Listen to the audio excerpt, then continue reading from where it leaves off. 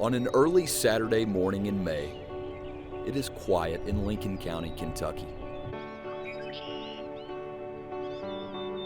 Spring birds sing songs among the glistening dew on the grass while the sun peeks over the knobs, giving life to a new season.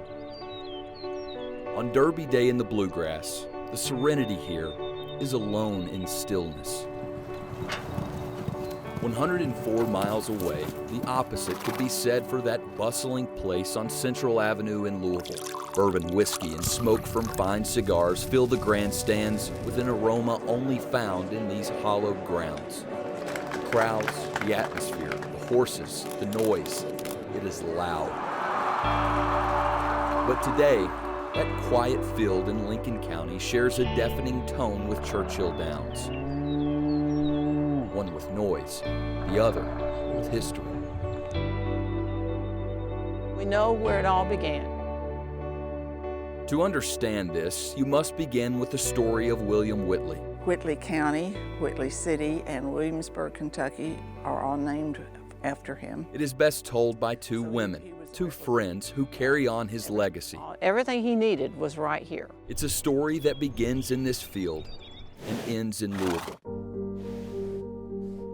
Around the time of the Revolutionary War, in the late 1700s, William Whitley settled on this land in Lincoln County where he would build Kentucky's first brick house. He'd also build a horse racing track directly in front of the home that still stands. William Whitley had the first circular racetrack on clay here, and of course he ran his horses counterclockwise. The war drove Whitley to hate the British, who had also popularized horse races in England. Whitley's disdain led to the creation of a tradition that would later mold the sport around the world. Really didn't like the British, to put it politely.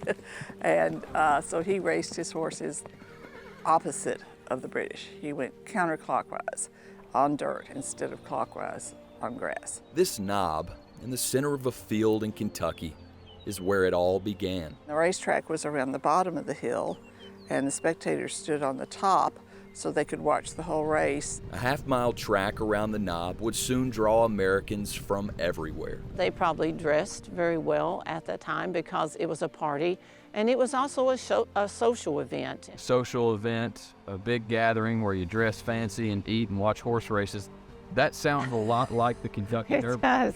It really does. Whitley's racing style spread around the world and led to the creation of a new track down the road in Crab Orchard. Every spring, the Crab Orchard Derby was the biggest race of the year. Many of the jockeys that rode in the early derbies in Louisville had ridden and trained in the Crab Orchard Springs area. Racing there stopped during the Civil War.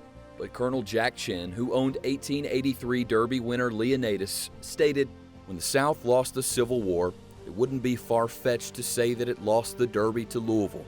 What was equivalent to the Derby before was the Crab Orchard Derby. We lost the racing to Louisville. The racing may now be in Louisville, but its story began here.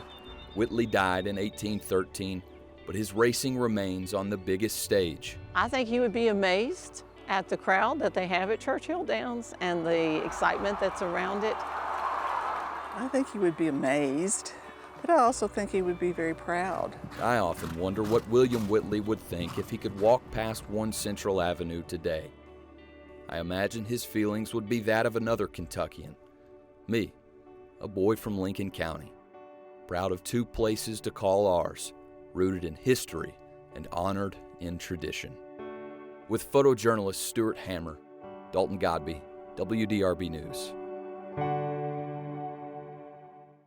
All of these faces, all of these people, have something in common. It is both grim and grand. In 2023, our community mourned the loss of these souls. The list includes legends, heroes, Hall of Famers, and servants, but just as much, fathers, mothers, sons, and daughters. Among them are sports icons who changed the games they coached and ignited passion.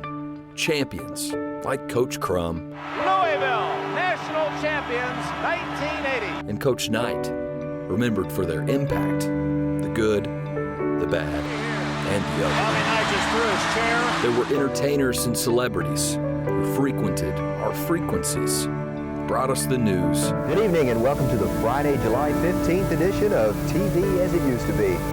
Made us laugh and kept us singing. Why'd you have to leave so soon? Why'd you have to go? We remember those who devoted their lives to making others better, like longtime Jefferson County Commonwealth's attorney Tom Wine, Judge Sean Delahanty, who served justice on the bench for 2 decades, and 2 of Kentucky's former governors, Brereton C. Jones and Julian Carroll. We also let go of those who led a life of selflessness. Teachers who changed lives from classrooms. First responders with a passion to serve.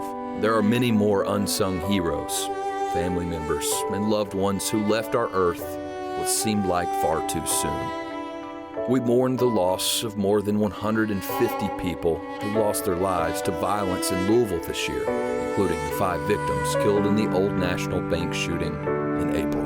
But death is not the opposite of life, rather a part of it.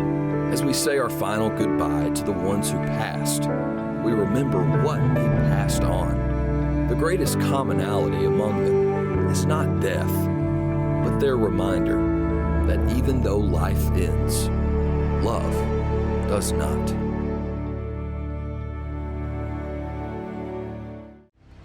Hey man, how you doing? A routine traffic stop. I might have a firearm. Metro Councilman Ja'Cory Arthur outside of his car with 3 police officers. It's December 16th, 2021. Keep one in the chamber, man. To know why we're here, we must fast forward. Ordinance number 1. It's now April 27th, 2023. Second round of American Rescue Plan ARP. The Louisville Metro Council is in its last meeting of the month. This spending is premature. Councilman Arthur votes no on approving rescue plan dollars for LMPD. He brings up a personal experience with officers. I'll never forget, I voted no for a police contract on Thursday, December the 16th, 2021, my first year on Metro Council. And officers followed me home that night, pulled me over, took me out of my car, and threatened my life, saying to keep a round in the chamber of my gun at all times. WDRB Investigates looked into those claims, got access to the body camera video of officers from that night. So we're going back to that date, back to December 16th, 2021. Here's why I'm pulling you over.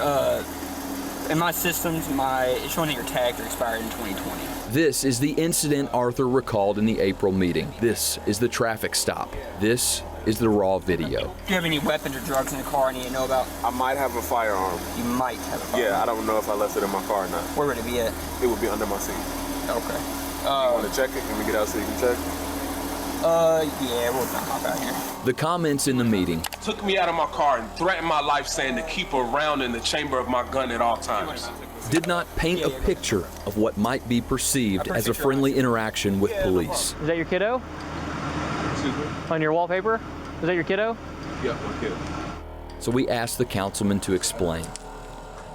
Oh. Ja'Cory Arthur watched the full body camera video with WDRB Investigates. Where are you coming from? You're all dressed up. We just had a council meeting tonight, and then I had a dinner. Oh, okay. When I saw those lights go off behind me, I thought I was about to get killed. The traffic stop for expired tags is happening about 1 hour after a Metro Council meeting, where Councilman Arthur was one of 3 votes against a collective bargaining agreement between LMPD and the Fraternal Order of Police. Councilmember Arthur. No. I think our tags are like over a year expired. I think that's what the issue is. Yeah, yeah, we know. Okay. I was wondering how long it would take you out of find. Yeah, you think? All right. Hey, I get it though. Council meeting tonight. Yeah. So you think it was a targeted traffic stop? Oh, I absolutely believe that. After telling police there could be a gun in the car, Arthur volunteers to get out of the vehicle and is given officers permission to check that he legally owns the gun. We're gonna run it, make sure it's good to go, and we'll be going the firearm, okay? The video LMPD provided shows no conflict. One officer runs the serial number of the gun, and 2 others stand with Arthur as he waits. You doing okay tonight? It takes around 15 minutes for the gun's registration to come back. There's like no way this is just a coincidence and you just randomly saw randomly saw my car, randomly checked my tags, and decided to pull me over. I believe this was 100% intentional, it was retaliation, and it was political. I have anxiety just watching this. The gun is registered to Arthur and is returned to his vehicle. Arthur is cited for no registration receipt. His tags had been expired for nearly a year and a half. You feel that this was retaliation against you? I do feel that way.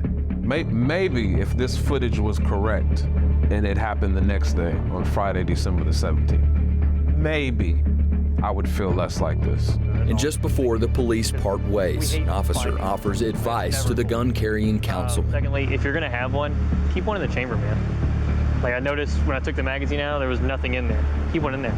Why take that extra second to put one up there? Threaten my life saying to keep a round in the chamber of my gun at all times. I usually do keep one in the head. Just a word of advice. Do you think that those comments were an accurate reflection of what happened in this body camera footage? What I said during the council meeting absolutely still holds true. What you don't see where they came from and the conversations that were had over the radio and to each other before they pulled me over, that's not here. What could officers have done differently? I don't think there's anything that they can do to repair that relationship and repair that trust and repair the fact that I feel the way I feel and so many other black people feel the way they feel when they see the police. If you got pulled over leaving here today in a very similar situation as what we just watched, would you feel that same way? Absolutely. I'm going to feel that way until I'm dead and gone.